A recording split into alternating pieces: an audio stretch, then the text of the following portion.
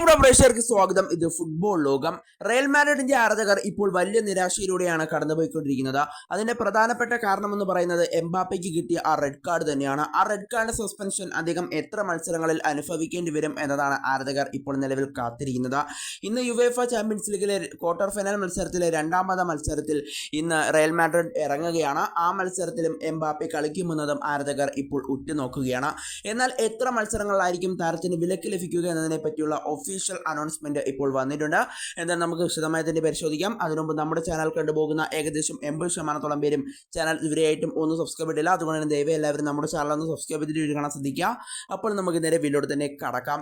എന്തായാലും എംബാപ്പയ്ക്ക് ഒരു മത്സരത്തിലായിരിക്കും വിലക്ക് ലഭിക്കുക എന്നാണ് നിലവിൽ അറിയാനായിട്ട് സാധിക്കുന്നത്. എന്തായാലും ഇത് ഒഫീഷ്യലായ വാർത്ത തന്നെയാണ്. ഒഫീഷ്യലായുള്ള അനൗൺസ്മെന്റ് ഇപ്പോൾ വന്നിട്ടുമുണ്ട്. എന്തായാലും എംബാപ്പയ്ക്ക് ഒരു മത്സരത്തിൽ മാത്രമായിരിക്കും വിലക്ക് ലഭിക്കുക. കോപ്പ ഡെൽ റേ ഫൈനൽ മത്സരത്തിൽ ബാഴ്സലോണയ്ക്കെതിരെ എന്തായാലും എംബാപ്പെ റയലിന് വേണ്ടി കളിക്കാനായിട്ടുണ്ടാകും. താരത്തിന് സസ്പെൻഷൻ ലഭിക്കുക ലാലിഗയിലെ മത്സരത്തിലായിരിക്കും.